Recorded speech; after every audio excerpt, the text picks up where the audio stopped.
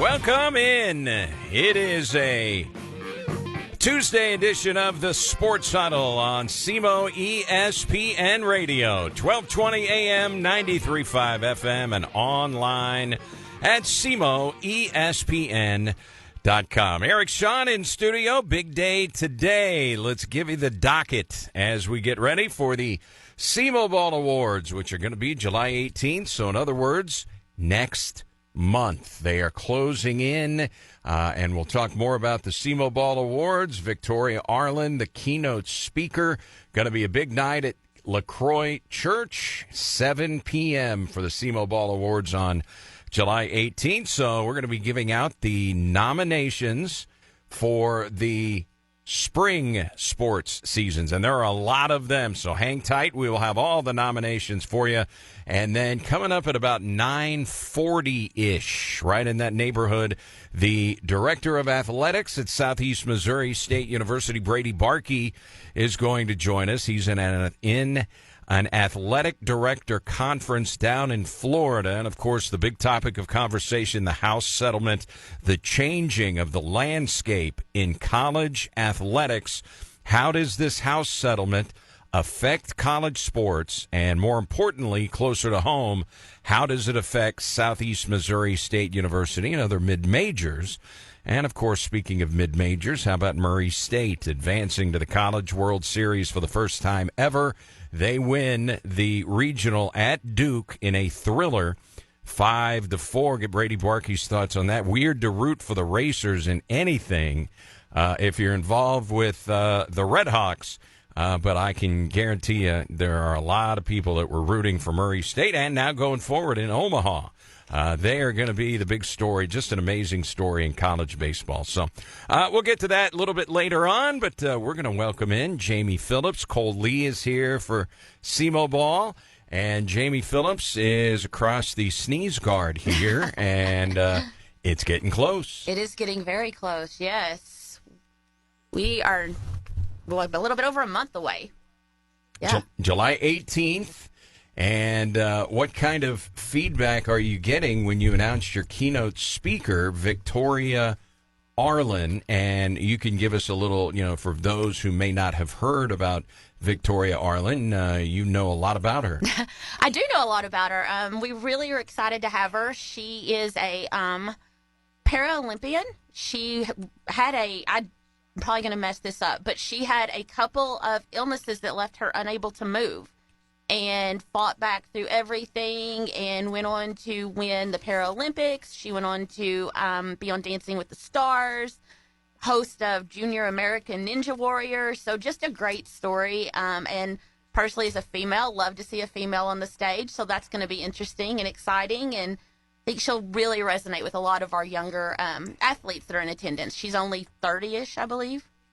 And so, are you a fan of the Ninja Warriors? I mean, I would love to go on Ninja Warrior, but, you got to have some talent for that. So, yes, I'm a very big fan to watch it. All right. And, again, it's going to be July 18th.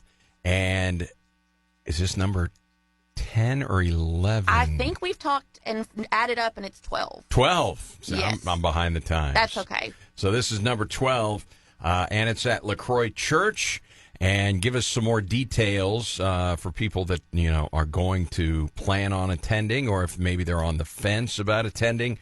We're going to get a lot more people that are going to attend when we announce these nominees, because family members, friends, they are going to be in attendance. So there's a ton of nominees that we're going to talk about today. But July 18th, the big night. Yeah, July 18th. We usually get about 900 people there. So it is quite a large gathering. It's really great to see everybody that knows each other from all the different schools. The doors are going to open at 5:30. We have a full red carpet experience for you. So you'll come in, you'll get your picture taken by our photographers. Then we have a couple of other places you can have photos taken, a photo booth. We do a DJ. There is heavy appetizers for anyone, so come hungry. Just a lot of time to mix and mingle with all the people that you may know from other schools. And then at 7 o'clock, we'll start the show. And for any information that you want about the SEMO Ball Awards, it's awards.semoball.com.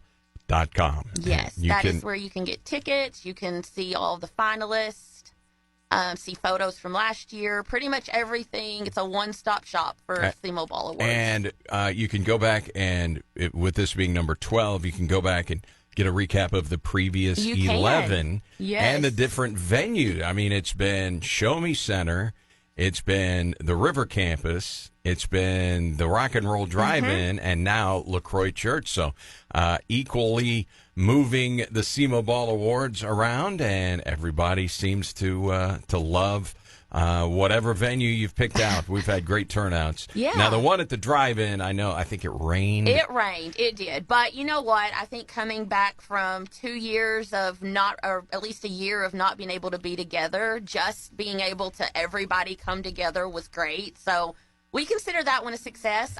Definitely also the one we did in 2020 that was all virtual. That one was a huge success for us, too, because we didn't let it not happen for a year. So we're really proud of that. July 18th, SEMO Ball Awards. So we have given out all of the nominees prior to the spring sports seasons. And the one big thing about the SEMO Ball Awards, it is a big undertaking, a huge endeavor, and financially you need partners. And, man, have you gotten a lot of support over the years. Yes, we have been so lucky over the years. We started this in 2014 with Southeast Health as our primary sponsor, our presenting sponsor. They stayed with us until the Mercy changeover, and then whenever they left, Mercy stepped in and has been a great partner for the past 2 years. We have our official bank sponsor, the Bank of Missouri. They've been with us for quite a while now. Great organization. We also have our title sponsors, SEMO, ESPN, the Cardinals, and Russ Media. And then, of course, the local newspapers that are always actually the ones that have the hardest job, because their sports writers are the ones that have to pick these finalists. So we don't envy those guys at all. Man, I would not like to. I know they do Zooms now. They used to back in the day. Everybody would get in a room together, and I don't know if they would get Chinese takeout, whatever, and some beverages, and they just hash it all out. But there are a lot of schools that are covered in the SEMO Ball coverage area. There are a lot of schools. I think it's 56, 57. And then also, too, going back to our sponsors for 1 minute, we have had so much success this year in inviting other community organizations and groups to join us as sports sponsors. And so I really want to make sure that I share those names with everyone. It's Crater Distributing and your local steel dealers. They've been with us for years, possibly from the beginning. My Daddy's Cheesecake, who are the ones that give us all the delightful treats that we get to share at the end of the night. Cook, Marquette, Ponder, and Wools. Edward Jones, new this year. Fresh Healthy Cafe, also a new sponsor this year. And Make My Cap, another new sponsor. So 3 new sponsors this year. All right. It's a growing entity, the SEMO Ball Awards, and you can not only just get a ticket to attend the awards, but you can go a little higher level and become a VIP. Tell us what that involves to be a VIP. Yes, so VIP is a separate reception. It's still in the same venue, same time. You still have all the same energy, just a smaller group, more intimate group. And it's like the plane in first class. They close that curtain. Sorry, we're curtain's closing. The doors are always open at SEMO Ball Awards. Yeah. But, yes. And then you also, I think probably the thing that's the most exciting is you get to actually meet our keynote speaker, Victoria Arlen, this year, and have your photo taken with her. So that's kind of, and you also do get preferred seating at the event. So with the way our seating works, general admission is first come, first serve. VIP and athletes always sit closer to the stage. And everybody is already, or most, I'm sure there are some guys, they're not interested in thinking about it too much, but there are other guys that are. The outfits. Yeah. Everybody's deciding what are they going to wear because there's a literal red carpet. The paparazzi are there with the cameras. Everybody's taking selfies. Families are taking pictures. There are a lot of pictures, so the wardrobes are big. Yes, there are always some amazing outfits that, they look great in them, so what can you do, Have you picked yours out already? Mine? Yeah. Oh, that is a very conservative black dress that lets me run from one side of the venue to the other All to right. make sure everything's going okay. So. Okay. It's a little more utilitarian, Yes, so yes. that you've still, you're Yes. you're not encumbered in any no, way. I'm not trying to show off anything. I'm gonna leave those to the athletes. You're so. moving and shaking at Yes, these yes. SEMO Ball Awards. All right. And again, it is awards.semoball.com. You can find out all of the information. It is July 18th, and we will be on the red carpet. Rusty Hendricks Yes. will be doing our SEMO Ball Awards radio show, and sometimes we get the keynote speaker there. It just depends year to year. Sometimes they can sneak us in. If they're busy with the VIPs, we understand, but we get a chance to talk with some athletes as well. So Yeah. that's fun to catch up. It is, and Rusty is always great at finding athletes to talk to and really having a great conversation with them. So that's always something that people will gather around and watch during that 5:30 to 7 period. Okay. Anything else that we need to know before we pass the microphone to Cole Lee and we get this thing rolling? Got one more thing, Okay. and that is we have narrowed it down for the past couple of weeks. We've been doing our best fans voting, Okay. and we have narrowed it down to the top 10. So if you go to awards.semoball.com, there is a best fans voting tab in the menu. Check that out and see if your school is in the top 10 and help them get to the top 5. I'm looking at the tab right now. It is all the way on the right on the header, Best Fans Voting. Yes. And there's an FAQ There is, there yes. as well. So if you've got some questions, it can likely be answered by clicking on the FAQ tab. Yeah. And if not, my email is on there, and you're welcome to email me, and hopefully I can answer your question. All right. So if people would like to see the hat that Cole Lee is wearing today, this is on Facebook Live, It right? is on Facebook Live, yes. So it's the SEMO Ball Facebook? Yes, it is SEMO Ball's Facebook. Okay. So, yeah. All right, Jamie, anything else? I think that's all. So we just hope to see you on July 18th. Even if you don't have an athlete, this is open to the public, and we would love to have you join us. These athletes work so hard, and we really try to make this a special, unforgettable night for them. So, in addition to all of your other tasks during the calendar year, is this your busiest time of the year? Adding SEMO Ball to your plate? Yeah, I mean, it makes it busy, but it's fun, and it's been fun I've been doing it for 13 of the 14 years, so I've gotten to know a lot of athletic directors and athletes and parents, so yeah, talked to a lot of people, and it's changed a lot, but that's a good thing. All right, we need to give you a second here because Murray State I is know. going to the College World Series. Yes. Why does that interest you? I am a third-generation Murray State graduate, so yeah, shoes up. Go Racers. All right. We'll be rooting for. I think one of the tough things is, man, there are going to be some bigger schools come calling for Dan Skirka, the head coach. We're not going to worry about the future. We're I going to worry understand. about now. We got one job. So let's hope Omaha adopts them, like you said, and I they think become our team, America's team. The people of Omaha, if you have followed the College World Series over the years, the people in Omaha will adopt a team.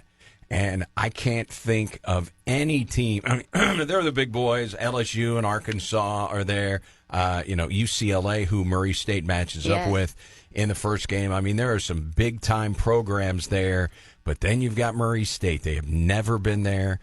Coastal Carolina, only their second time there. The only other time they were there, 2016, they won the whole thing. Murray State was a 4 seed in their regional. They're only the 4th 4 seed to ever make it to Omaha.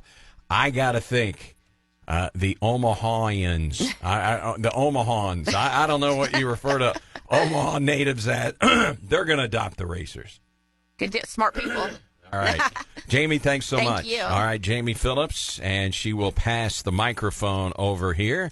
Cole Lee, who is we're going to have to get Cole Lee's official title here. Can we slide that microphone down a little bit? There we go. All right, Cole, how are things? Hey, things are phenomenal. I'll start off. Thanks so much for having us. SEMO ESPN has been a great help to the SEMO Ball Awards over the years, and so I am now the sports reporter, and I'm stepping into the shoes of the great Clay Harrell and Caden Carper before me, and so we have a lot of categories to go through today. I will say, though, it's not often that you can say that SEMO beat a College World Series team. That's true. They split 2 games with Murray. They lost a 1-run game at Murray State, and they beat Murray pretty handily when they came to Capitol. I think they scored 5 runs in the first inning against the Racers and kind of rolled from there. So, yeah, that's good. Could have been the Red Hawks. And the year after, I believe, Ole Miss won the College World Series. SEMO went down there and waxed them like 10-2. I mean, just beat them all about the head and face. So, yeah, SEMO's had some good wins. Ask Arkansas. They bounced back nicely, though. The Razorbacks are in the College World Series. And, I mean, I think if you were setting odds as the favorites, I would put Arkansas and LSU right probably near the top of the list. They're both playing really, really well. Oh, Arkansas absolutely took it to Tennessee this past weekend. They are a phenomenal team, and the Omaha Hogs have been they've been waiting for it for a while now. So I wouldn't be surprised to see them go on a deep run this year. Okay, let's get to it. The nominees for the spring sports, and one of the high-profile sports in the spring, of course, is baseball. Cole, let's start there. Baseball will start. So this is presented by Fresh Healthy Cafe. You have Drew Parsons from Jackson, Parker Bryant from Orion, Noah Johnson from East Prairie, Noah Spain from Poplar Bluff, Troy O'Keefe from Perryville, Houston Parton from Portageville, Kobe Watson from Scott City, Easton Fowler from Chaffee, Brady Smith from Van Buren, and Rylan Mills from Orion.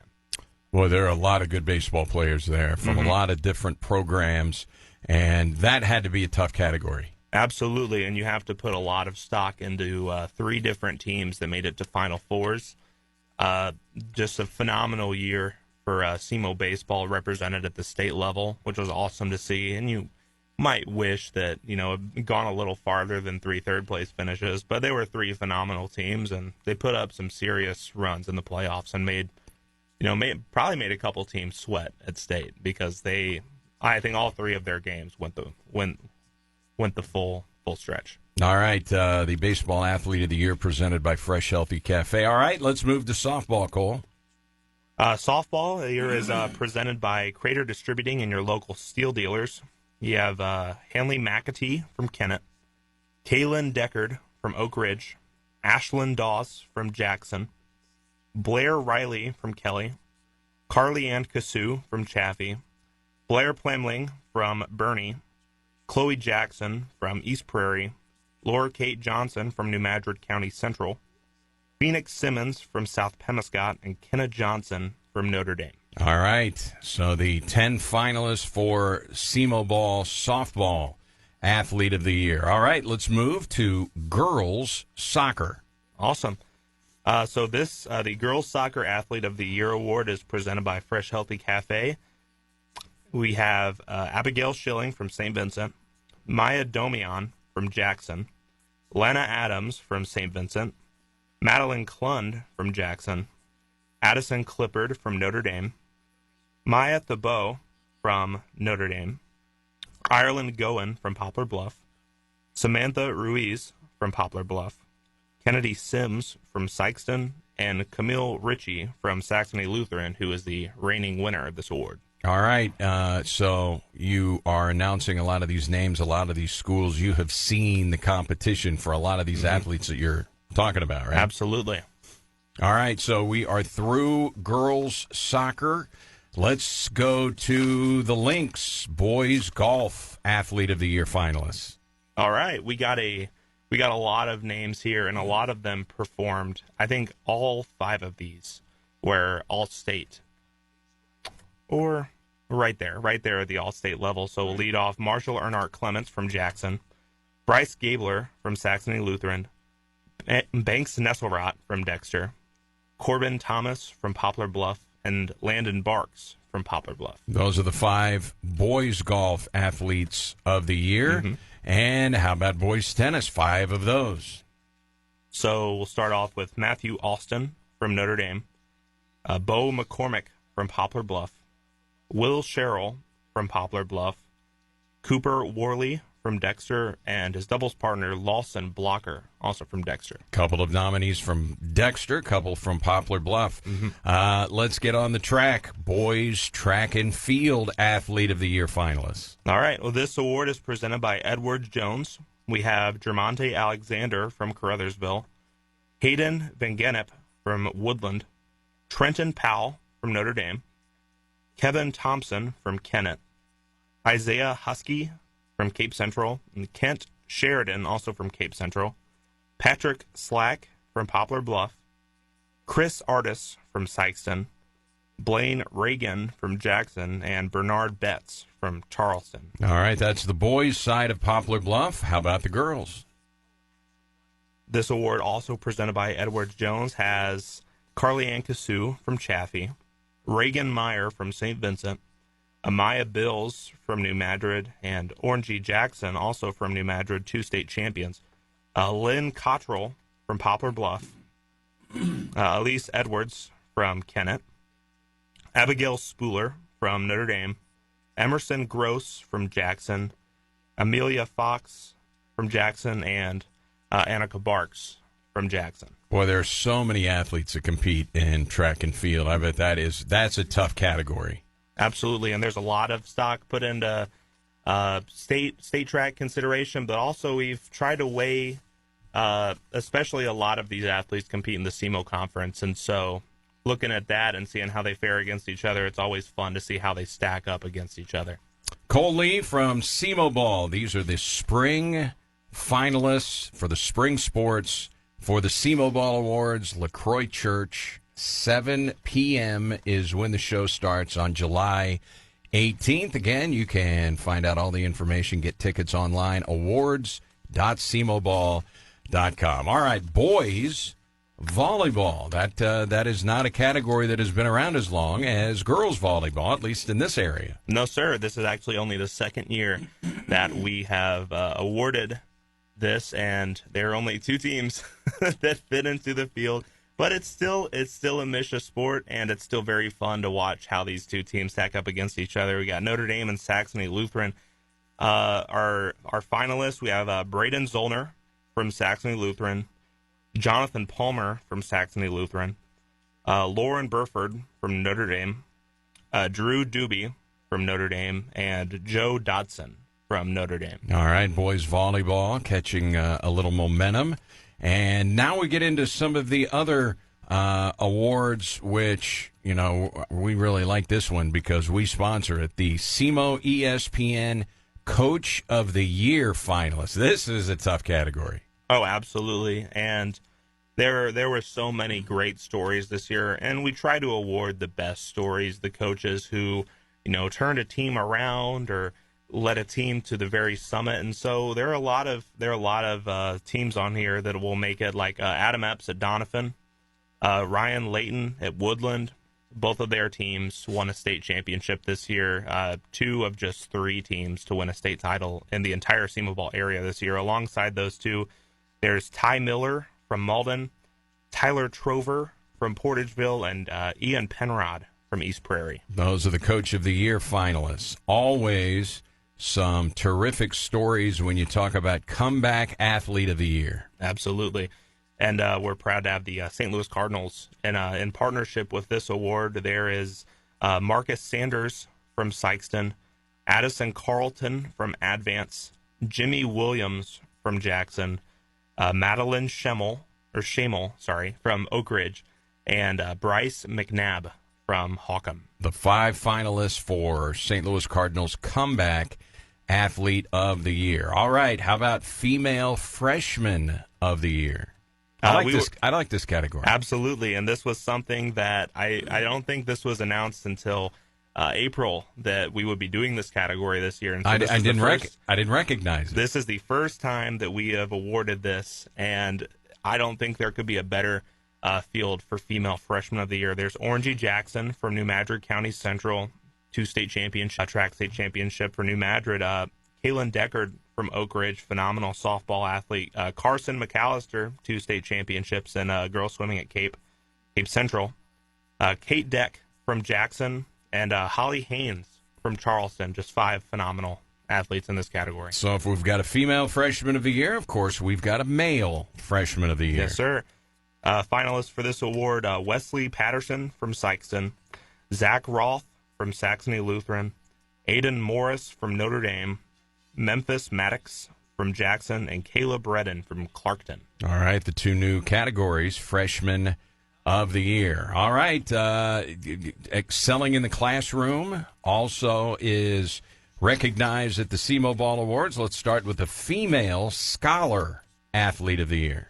Yes, this award is presented by the Bank of Missouri. It includes finalists Kaylee Mason from Eagle Ridge, Skylar Kraft from Notre Dame, Gwendolyn Essner from Kelly, Reese Dobbins from Neelyville, Lillian Landis from Scott City, Abigail Heaton from Bloomfield, Madison Kirkpatrick from Zalma, Molly Yarborough from Bell City, Addison Erhan from Oak Ridge, Jolie Shearer from Delta, Emily Floyd from Cape Central, J.C. Shelton from Meadow Heights, Ashton Mays from Poplar Bluff, and Reagan Brianne Knoll from Twin Rivers. All right, little larger category here, more nominees in the scholar athlete. Mm-hmm. Yes, there's a considerable amount because they're a considerable amount of phenomenal scholar athletes in the area, because you can tell that the high schools around here, they put a lot of priority into sports, but there's also a lot that goes into the academic side, and there are a lot of people around here that are able to thankfully excel in both. And so these were all nominated by athletic directors for their respective schools, and so we have a lot of representation on these lists, which is a good thing to say. All right, so those are the female scholar athletes. How about the guys? So we'll start off with Caleb McGrabe from Eagle Ridge, Matthew Austin from Notre Dame, Truman White from Kelly, Owen Connor from Neelyville, Kobe Watson from Scott City, Caleb Upchurch from Bloomfield, Nathaniel Borders from Zalma, Jacob Asher from Bell City, Noah Unterreiner from Oak Ridge, Bryce Cox from Delta, Sammy Smith from Risco, Royce Liu from Cape Central, Braden Hayes from Meadow Heights, Jasper Edmondson from Poplar Bluff, Matthew Russum from Hawcom, and Bryce Dollins from Twin Rivers. Male scholar athlete of the year. So that's the scholar portion. Let's go to straight athletics, the finalists for male athlete of the year. And there are just 5 of them. Just 5, and this is always one of the two most fun awards to debate about, and these Zooms can go on for a long time because of this.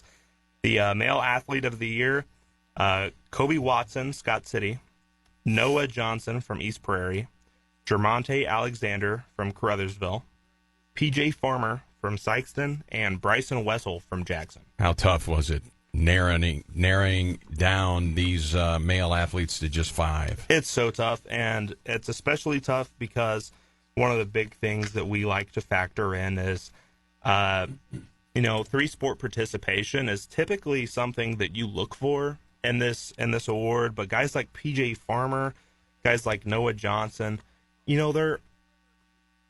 don't participate in 3 sports, but they are so good at 2 sports that you look at guys like Jermonte Alexander, who had 3 phenomenal seasons. They deserve to be right there alongside him because of their contributions to their teams, and they have just become some of the biggest names in the area, and we're so proud to have them represented at this stage. Okay, now, female athlete of the year finalists, the 5 finalists. These are the 5. Hanley McAtee from Kennett, Carly Ann Cassou from Chaffee, Kate Rubel from St. Vincent, Amaya Bills from New Madrid County Central, and Ireland Goen from Poplar Bluff.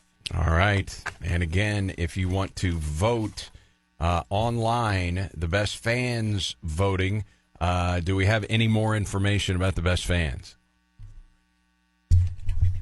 Okay, no, we don't. But I don't remember. I'm so sorry. I put them up there this morning, and I do not remember all 10, so I cannot speak to who they are. But we started this 2 weeks ago with all the schools not as options, and then we've kind of narrowed it down. And then next week we're going to get down to 5. Then the winner will be announced at the SEMO Ball Awards. I've got them here. Okay, thank you. Sykeston, Scott City, Saxony Lutheran, Puxico, Portageville, the Perryville Pirates, Oran, Jackson, Chaffee, and Bernie. And so you get to go online, and that is an award that is strictly by the fans. Are there any other awards that are strictly fans? That's it. That's the only award. Okay. And the Lifetime Achievement Award, do we have any information there? Yes.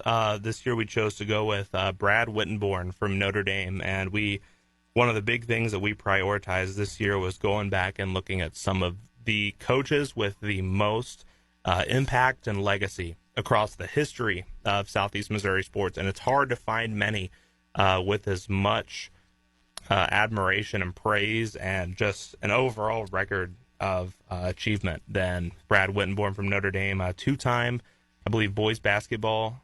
Or is it?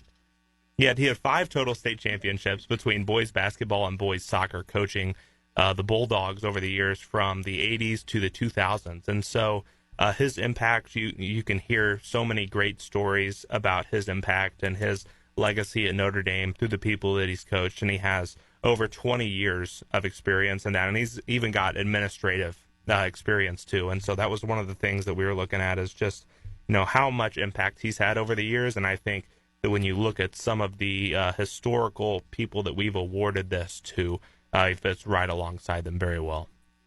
All right, that's Cole Lee from SEMO Ball. Again, the SEMO Ball Awards, July 18th. You can get your tickets. You can get all your questions answered.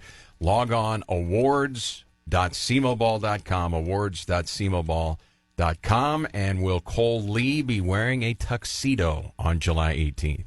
Cole Lee will look into wearing a tuxedo on July TBA. 18th. Might have to break the bank for this year's awards. It's going to be a good one. All right, that should be fun. And Caden Carper, I mean, all of the SEMO Ball people are going to be there. It's going to be a fun night. How many of these SEMO Ball Awards have you attended? This will be my 3rd in attendance, but my 4th working at the Southeast Missourian, and so it's just a blessing to be a part of it and to just see all these people coming together to just celebrate all of our different accomplishments over the years. We're so thankful to be able to put the athletes and the coaches and the communities on this pedestal for one night. And again, thanks to all the sponsors for the SEMO Ball Awards. Did we forget anything? I think we're good. Okay. Cole Lee, Jamie Phillips, thanks so much for your time. We're excited about being a part of the SEMO Ball Awards, and it will be, again, July 18th, LaCroix Church in Cape Girardeau. Doors open at 5:30. The show starts at 7. All the information you need, including tickets. You want to be a VIP, you can take care of it. Awards.semoball.com. Thank you so much. Thank you for having us on. All right, Cole Lee and Jamie Phillips from the Southeast Missourian, SEMO Ball, and Rust Media. We got to take a timeout. When we come back, the Director of Athletics at Southeast Missouri State, Brady Barkey, will talk about the House settlement and the changing landscape in college athletics. You're listening to the Sports Huddle.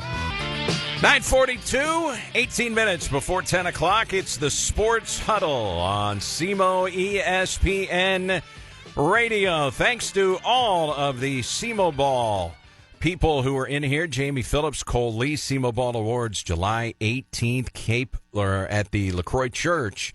And again, you go to awards.semoball.com, get your tickets and all of the information. Those were a lot of spring sports nominees. We're going to continue in the trending topic of sports, and we are going to welcome in the Vice President for Intercollegiate Athletics at Southeast Missouri State University. Brady Barkey joins us on the EBOMD Huddle Hotline number. Vacationing down at Disney World. Did I hear that right, Brady? I wish. You've got part of it right. I'm down in Orlando at our annual athletics directors conference. So close to Disney. It's still the happiest place on earth, but didn't quite make it to Mickey's house. Yeah, a lot of people that have been there know, but Disney World's actually not in Orlando. It's in Kissimmee, which is about a hop and a skip, right? Yeah, it is. It is. I've made it there more times than I probably care to admit. All right, this house settlement, everybody's kind of been waiting on pins and needles. I think a lot of people had an idea of how the judge was going to rule here. Direct payment to athletes from schools going forward, a revenue-sharing pool cap, NIL deals, roster limits. Where do we start? What are the quick takeaways that you have in your time to be able to kind of digest what this house settlement means? Yeah, we've had a pretty good runway to be able to understand it a little bit. I think, there are still a lot of rules that need to be kind of formulated and distributed out so people really understand how it's going to work. But, quick takeaways, it creates a little bit of stability to what's been a really crazy space for the last few years. The fact that now you don't have to work everything through a collective and do this third-party NIL, stuff. You can rev share directly with student athletes, I think is going to be a welcome change for a lot of people. There's a cap on it to try to, create some balance. $20.5 million is the number. But, schools like us, we know we're never going to touch that, that kind of number. But it gives us an opportunity to be able to evaluate and figure out, how we can be the most competitive within our space. And so that's where a lot of our work is going to have to take place here, in the coming, weeks and months and, try to figure out our best path forward and what works best for Southeast Missouri State. So right now, as you kind of see how the landscape is shifting, how is the funding going to materialize here at SEMO? I don't know that we're going to be in a position that as an institution, we're going to have massive amounts of money to be able to share with our student athletes. I think we have to remind people it's revenue sharing and not profit sharing. We don't operate in a surplus. And so what it really becomes is, are there ways that you can be more efficient, you can be more creative and more strategic to find ways to be able to enhance the offerings that you can provide student athletes. And so some of that is going to, be predicated upon, how does our external support increase, whether that's sponsorships, just general fundraising, ticket sales, guarantee game revenue. All of those things ultimately will help dictate what we're able to do moving forward. I think some schools in our league are probably not going to try to opt in and provide some of those benefits in this initial year.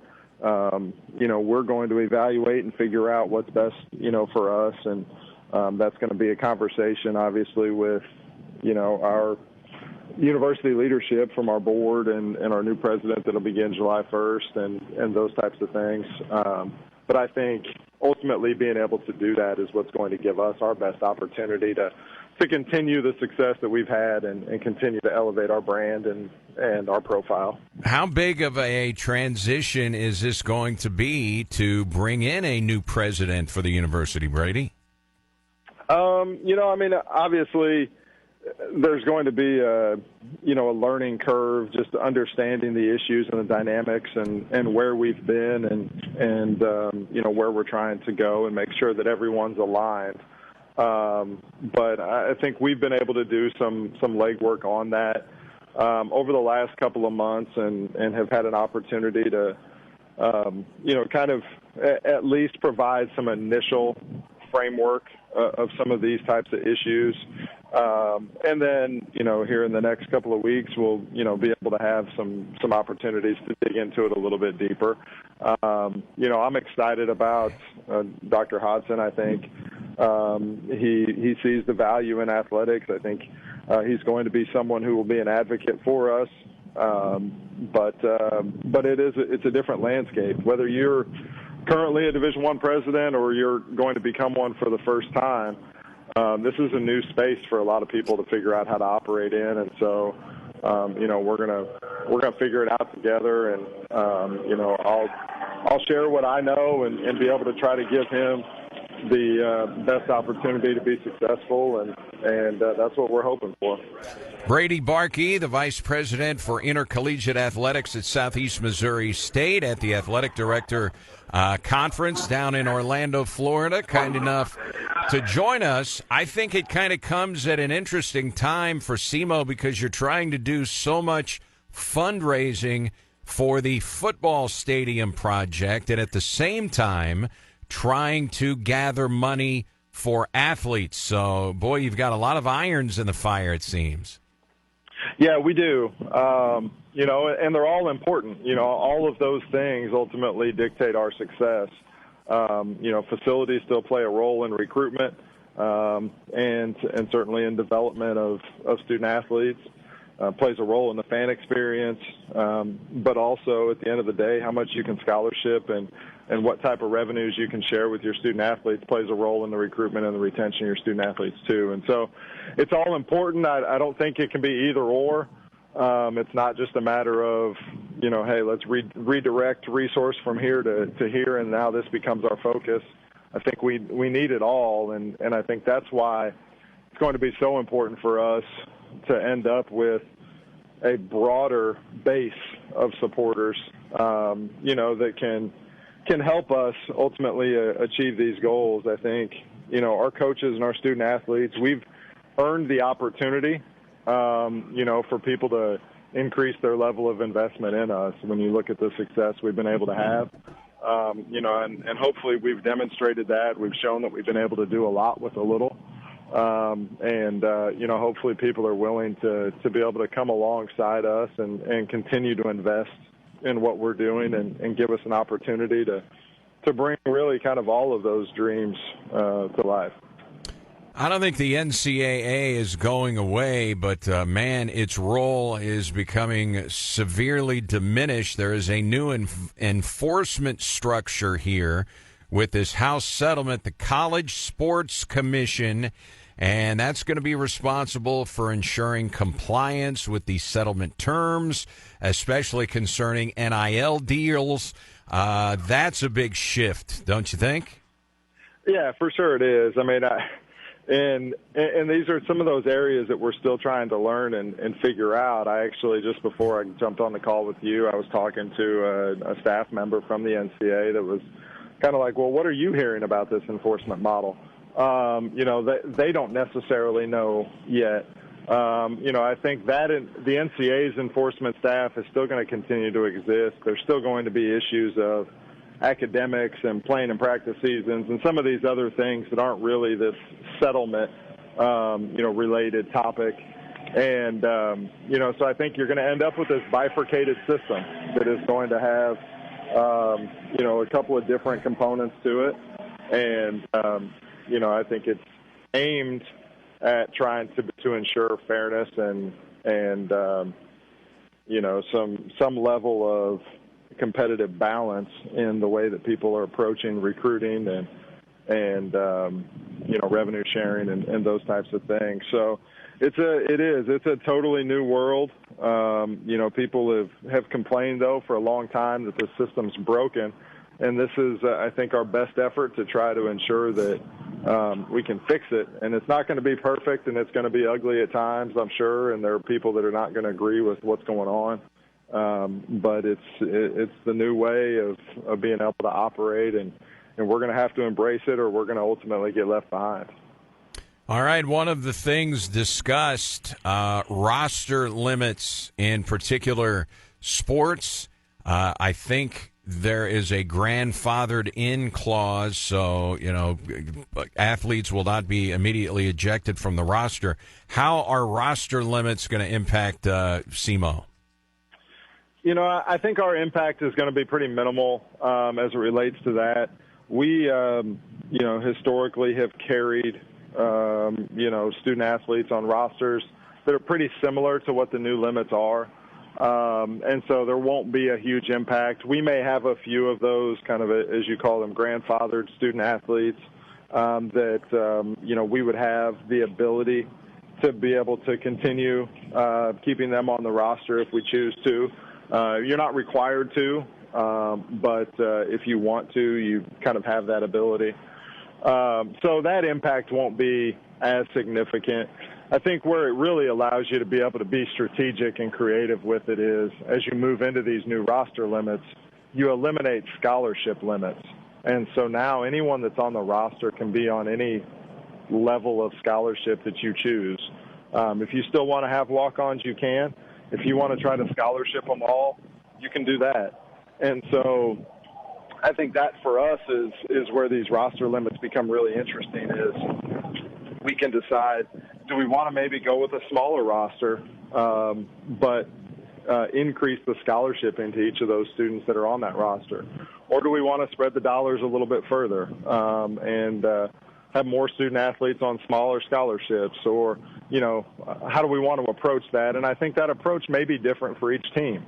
And so we get to kind of play a game that we haven't been able to play before. And to me, in all of this craziness, that's kind of the exciting part of this because you get to figure out a formula that maybe allows you to have an edge over, somebody else. And the more resources you have, the more flexibility you have to be creative. But it will allow us to operate differently than what we have been able to in previous years. Let's talk about the two most high-profile sports at SEMO, and that is football and men's basketball. How much more challenging now than it has ever been is it for Tom Matukowicz and Brad Korn? Oh, no doubt it's more challenging. We saw it in the off season in both of those sports where, we lost what would be, really solid pieces of the program to transfer because of, six-figure NIL deals. And so it's hard. You have to think about who's the right profile of student athlete that I want to, go after. Is that a high school student athlete? Is that a junior college student athlete? Is that somebody in the portal? What can we afford, to be able to go out and get? And then come to the realization that a lot of those, we talk about the Zach Halls of the world, right? These 5-year players that ultimately become the, best in the country at the FCS level. You may not have a lot of those because by the time they end up excelling, there's a much, larger offer for them to go somewhere else. And we've got to understand that. We've got to have a value proposition that's a little bit different than just the highest bidder. And I talked to our coaches about we're going to have to lean into this relational component of our recruitment process and not this transactional component because there are a lot of people that are going to just offer the highest bid. But we have to continue to emphasize the development of our students as people, the preparation that we can do, and preparing them for life after sport, and then be able to provide the benefits to them as we're able to. And we'll lose some, but it definitely requires us to think differently about how we approach the recruiting process. And then obviously we have to pay so much more attention to the retention process and try to be able to hang on to those that are here, because this is the best place for them. Brady Barkey, the Vice President for Intercollegiate Athletics, our guest this morning on the Sports Huddle. With the House settlement, Brady, in terms of eligibility for athletes that may have spent time at junior college or an NAIA institution or Division II, What is the House settlement saying about Division I eligibility now? Yeah, so a lot of the House settlement isn't going to address the eligibility piece. That's really a lot of other litigation that's out there, student athletes that are suing over these eligibility rules. And so a lot of that is really still kind of up in the air. The NCAA is continuing to fight on a lot of those, talking about the fact that those rules are in place for a reason. They're tied to the academic progress of student athletes, and it's critical to have a finite number of years on there to ensure that the next generation of student athletes have the same participation opportunities, right? So if you now extend those number of years of eligibility, that has a detrimental impact on high school students and their ability to find opportunities. And so, there's a reason to it. People don't necessarily have to agree with it, and it does ultimately limit, some of these 6th, 7th, 8th year student athletes from being able to NIL opportunities. But they're there for a reason, and so it's one of these areas that I think this new structure will probably have to look at eligibility rules and figure out, are they in the right place? Do we need to adjust them slightly? And is there a way to do that and ensure that they then become legally defensible and we don't end up with every student athlete who wants another year eligibility running to the courts and trying to figure out how they can get themselves, another year. And I think that's what we're seeing. And that's been really frustrating because, we're at the mercy of a court decision that ultimately then changes the eligibility rules for everyone. And so we're still living in that space. It's going to have to probably be evaluated and reworked a little bit, but the House settlement won't be able to provide us the clarity that unfortunately we all think we'd like to be able to see out of the eligibility rules themselves. And we can all thank Vanderbilt quarterback Diego Pavia for that particular lawsuit. This is probably a question, I don't know how many times a week you have to address this question, but we got to throw it at you. Where are we June 10th of 2025 for the Houck Stadium project? Yeah, as a matter of fact, I actually, one of the benefits of being down here, our architectural group that we work with is actually based out of Tampa. And so I had dinner with them last night and talked about the project and kind of where we are. We're still moving through construction documents and, getting all of those developed. I think the plan is that we would have those all developed this fall and ultimately be in a position to be able to be out to bid and start construction early next year. I think we have to make sure that the funding mechanisms and the mechanics of how those dollars flow, give us an opportunity to be able to do that. I feel pretty good about where we're at. And then from there, it's a 2-year construction process is kind of what they're telling us. And so I am kind of eyeing that, sometime in the middle of 2028 would be kind of a move-in period and that we would have things in place and ready to go for the 2028 season. All the work we've done, it's exciting. I think it's probably the single biggest, athletics investment project that we've undertaken, with a 40,000 square foot, $30 million, building.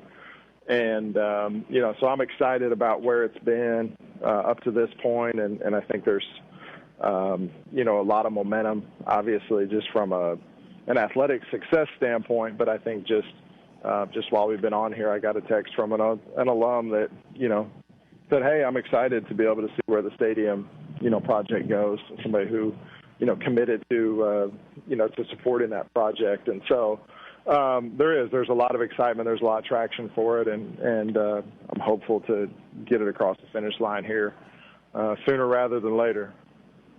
And once again, SEMO setting the bar as the gold standard in OVC athletics.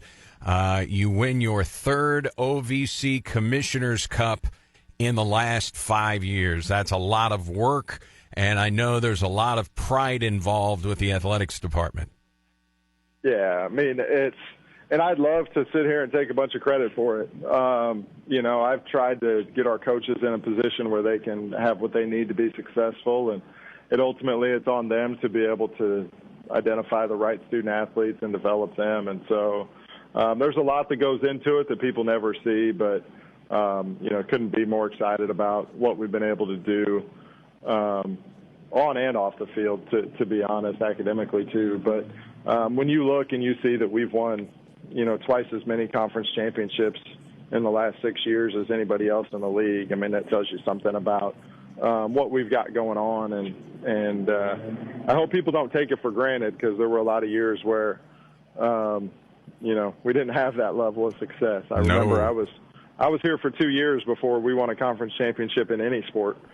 And, to win 7 just this last academic year is something certainly to not take for granted. Well, you can make an argument. Eric Krumpecker is maybe the most decorated coach in the history of the conference in any sport. Yeah, I think he's approaching 40 conference championships in the time he's been here. So, yeah, he's won a whole lot, and he's developed individual student athletes. To have a Division I individual national championship, a few years ago in Logan Blomquist, that's something that doesn't happen at this level very often. So he's got a couple more competing in the national meet this year. So, yeah, I mean, it's amazing the job that he's done, and we could go down the list with coaches that we've been fortunate to be able to recruit and ultimately retain here. All right, Brady, final thing here. Over the years, and I'm sure you're in the same boat, developed a lot of good relationships at Murray State, but I never thought I would root for Murray State in anything. I root for the people over there that I have relationships with, and Dave Winder is at the top of that list. But how about this run by Murray State baseball headed to Omaha? Yeah, it's great for them. It's still hard for me. I'm a little bit of a Duke fan, and so that was still hard for me to root for them. But, I'm excited for them. I think now more than ever in this kind of changing space of college athletics, it's further validation that schools like us belong. Murray State's the school everybody's talking about. It's not the, A4 conference schools that people are talking about. People are talking about the underdogs. And as long as they're, as sports, there will always be underdogs, and people will always cheer for them. And so I'm excited for them. I hope they can go and have, success in Omaha. And it reminds us all of, the possibilities that are there. And sometimes it takes talent for sure, but sometimes it takes just a little bit of good fortune and some belief, and you get on a run, and you can do it. I mean, we saw Little Rock almost, did it too, as poorly as they played for a stretch, and then, get some magic, and all of a sudden off they go. And, I think we all need to be reminded of the possibilities that exist out there. Little Rock had lost 13 of their final 14 regular season games, and SEMO just crushed them. That was a remarkable run in itself. And I will say this, Brady, with regards to Murray State, how invaluable is all of that advertising for their athletic program? There's only one super regional game left in the entire field, so the entire college baseball world was focused in at 6 o'clock on the big ESPN national broadcast. And how much does that do for an athletic department like Murray State? Oh, I mean, for an athletic department, for a university as a whole, I mean, you can't afford to even buy that type of exposure, even if you wanted to. I mean, I know when we went to the NCAA tournament in basketball, just that one game run generated over $8 million in earned media value for that exposure. And so you think about what that does for a university and the number of people that are now learning more about Murray State and ultimately, maybe considering, going there or, alums that are certainly a lot prouder now of their university after that success, and it helps with fundraising. And, there's just so many benefits, and I think that's what's hard. People like to talk about athletics being so expensive and it's not worth the investment because it doesn't generate a profit on a balance sheet.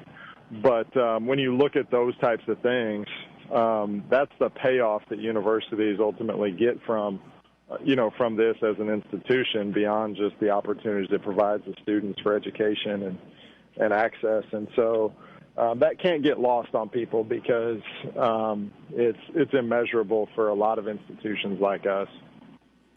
You never, ever decline an opportunity to come and speak with us. We appreciate your time. You are very busy. The Disney World awaits. I'm joking. You've got a lot of business to take care of, and it is a very busy and changing time in collegiate athletics. Thank you so much for kind of bringing us up to date on what's going on. We're excited for the upcoming football season and the upcoming fall athletics season at Southeast Missouri State. Thanks for the update with Houck Stadium. Everybody circling 2028 on their calendars. Brady, thanks so much. We appreciate it, and be safe down there in Orlando.